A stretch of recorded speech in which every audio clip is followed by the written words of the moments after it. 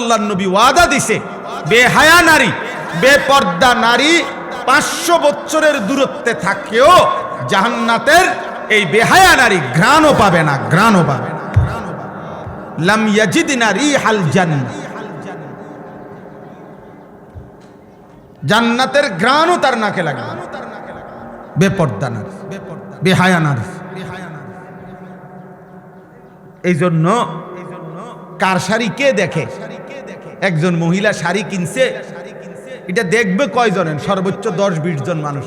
পুরা ইউনিয়নের মানুষ কি আর রং চাইতে হয় বুড়ি আমনের বেডির কাপড়? এক জোড়া জুতা কে দেখে? আর কার জুতা কে দেখে? কার ঠ্যাঙ্গে জুতা নাই? জুতা তো প্রত্যেকের পরনেই আছে। তাহলে বুঝি পুরা গ্রাম চুক্তি মানুষ আইব আমনের জুতা এক জোড়া চাইতে।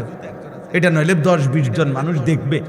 এটুকুর জন্য আস্তাগফিরুল্লাহ, এত বড় রমজান, এত বড় রহমত মাগফিরাত নাজাতের মাস, এভাবে জবাই করে দেওয়া, এভাবে বিসর্জন দেওয়া, এভাবে কোরবান করে দেওয়া, এটা উচিত না, এটা উচিত না, কোনোভাবেই উচিত না, কোনোভাবে উচিত। লক্ষ লক্ষ হাজার হাজার মসজিদে খতমে তারাবি হয় না।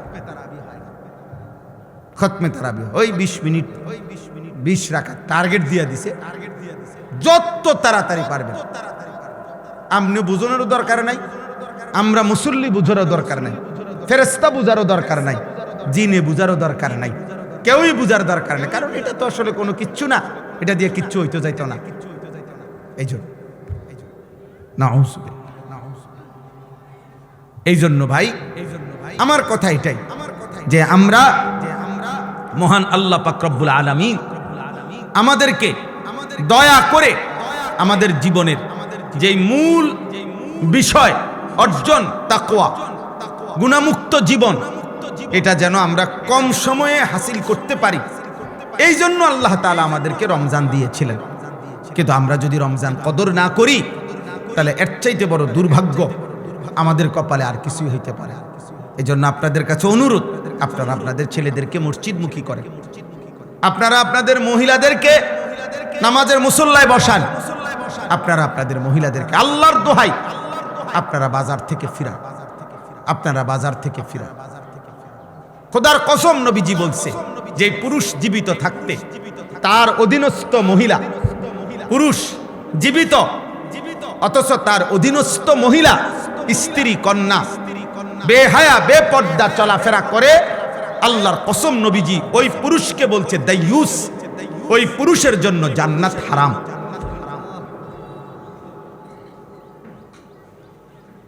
এটা মনে রাখতে হবে বাপ। দাইয়ুস বলা হয় মহিলাকে না।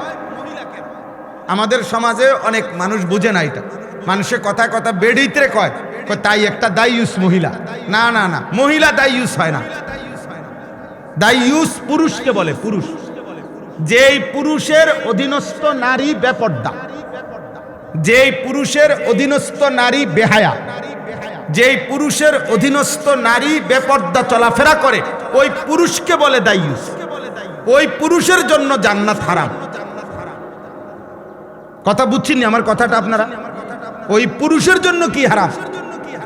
স্বামী বাইচা আছে, স্ত্রী বেপর্দা, বাবা বাইচা আছে, মেয়ে বেপর্দা। এই যার অধীনে নারী বেপর্দা, ওই ব্যক্তিটা, ওই পুরুষটা হলো দাইয়ুস, তার জন্য জান্নাত হারাম। তো মহিলার জন্য তার আগেই নাই। রাসূলুল্লাহ সাল্লাল্লাহু আলাইহি সাল্লাম বলছেন 500 বছরের রাস্তা, 500 বছরের দূরে থাকতেই, জান্নাত থেকে 500 বছরের দূরত্বে থাকতেই কোন ব্যক্তির নাকে জান্নাতের ঘ্রাণ লাগবে।